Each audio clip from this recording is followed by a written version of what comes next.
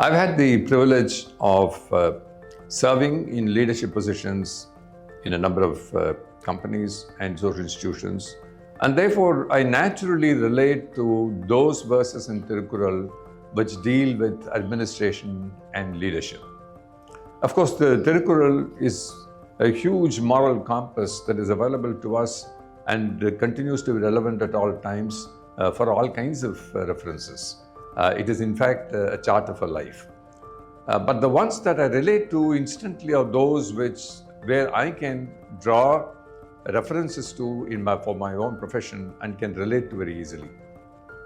And there's one particular Thirukkural which deals with delegation, goes like this.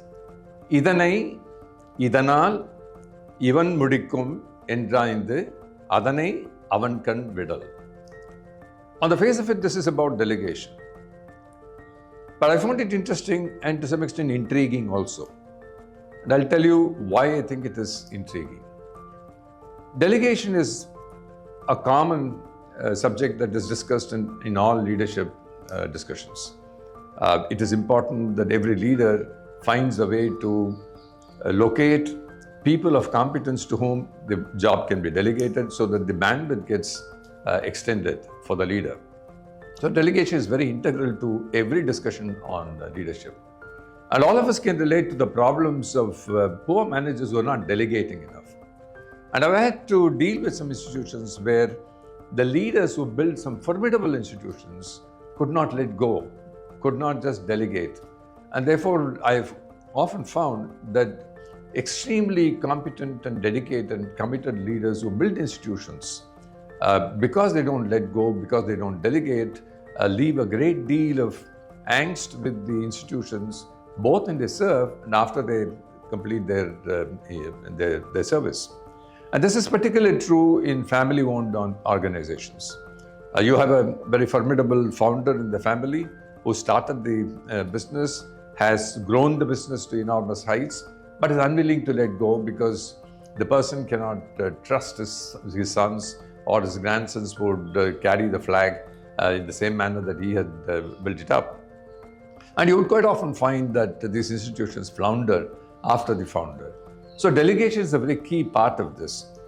But it is not merely the fact that Valluvar thought about delegation as being a very, very important issue while you manage institutions or even while you manage family several centuries ago. But it is also intriguing to me because of one last word in that.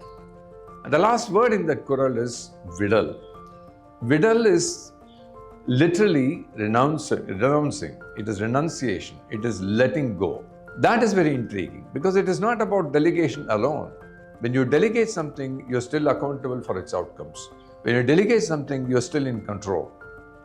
But vidal, which could mean renunciation or letting go, could mean that you just walk away and let the task be carried on by somebody else. And this is very true in the family situations as well, that people don't normally let go. Particularly in Indian families, the father or the head of the family has a very forceful say for many generations in terms of the choices that they make. And that is not letting go. And this creates a great deal of angst and even anger in the family because cultural issues become different, context becomes different, and therefore there are a lot of tensions in the family as a result of the head of the family not letting things go.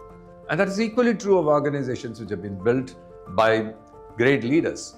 And this is where I think the advice, the wisdom that you find in Thirukkural, in this particular Kural, to say that just let go, don't hang on to it, just renounce and go on, move on.